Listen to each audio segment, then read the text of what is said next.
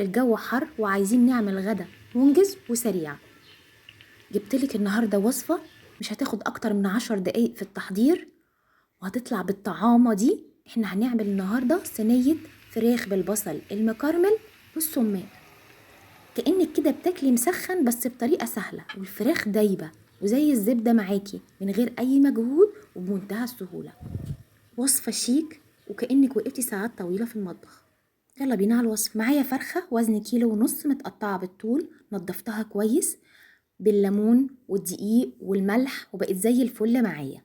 تمام كده. ومعانا 4 بصلات كبار من البصل الأحمر هنقطعهم شرايح رفيعة.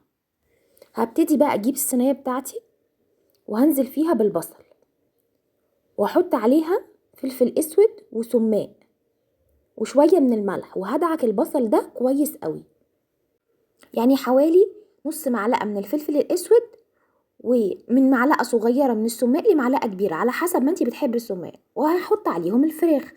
نعمل بقى الصوص اللي هينقل الصينية دي في حتة تانية.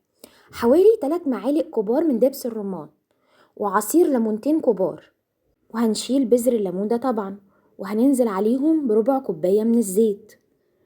وهنحط بقى التوابل بتاعتنا اللي هي ملح حسب الرغبة.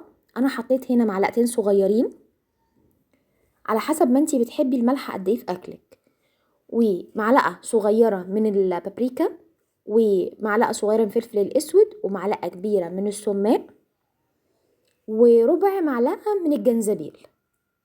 وهقلب الصوص الحلو ده كله مع بعضه، صوص سهل وسريع. وهبتدي انزل بيه على الفراخ،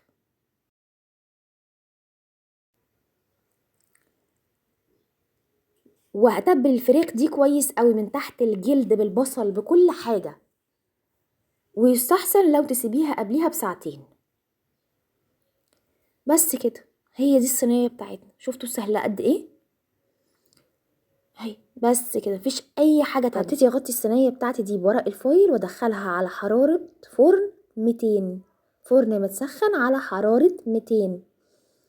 وما تحطيش اي مية، هي هتنزل المية بتاعتها والبصل هيتكرمل وهيدوب وهتاخد لون جميل. وتيجي بقى في اخر نص ساعة تكشفيها بس عشان تاخد لون حلو، واديها دهنة بقى من الصوص ده فوق الوش كده عشان الفراخ تتحمر وتبقى لونها حلو. هتلاقيها بقت دايبة معاكي كده، والصوص ده بقى مسكر ومزز في نفس الوقت. بألف هنا. بس يا ريت لو استفدتوا من الوصفة تعملوا لايك وشير.